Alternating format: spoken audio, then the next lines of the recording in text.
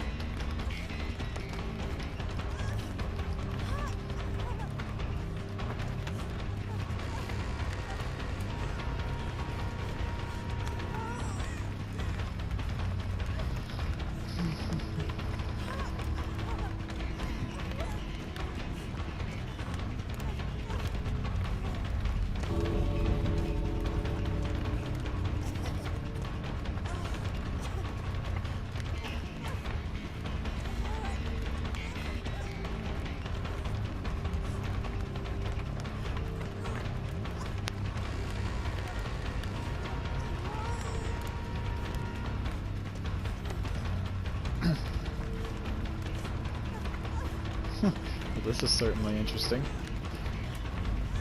This is legitimately my first game as Legion, too.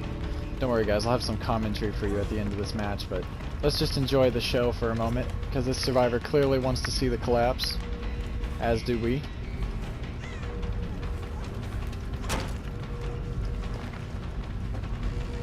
Unless he's just trying to troll. What's this guy doing?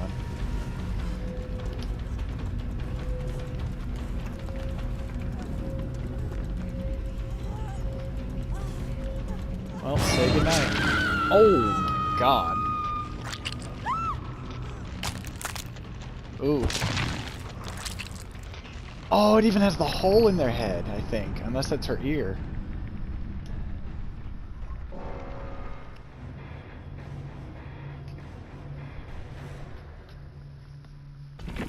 Alright. So, let's go over what we just watched. We saw the endgame collapse. We got to see Legion with his new setup. So, what do I think? Well, I will admit, some aspects of Legion play a lot better than before. However, it still feels a tad clunky. I'm still trying to see if figure out what they've done to the controls, because they said they optimized the controls a little bit for console. So far, it seems okay. I think it felt a bit smoother. I'll have to check the settings, see if there's anything new there. But anyway, so Legion himself, not too bad. I still really hate that stun. I mean, all I could think about throughout that whole match was how every time I tried to use my frenzy for a little bit of map pressure, how it was just so annoying to deal with that 4-second stun. And then you have to go and chase them, and it just gets kind of annoying after a while. Plus, it was even harder because we were in rotten fields. It's like, it's so horrible for Legion because the corn's always in his face because he's a short dude. So anyway, the collapse, I mean, the reduction to the timer is nice, but overall it's not much different from how it was in the PTB.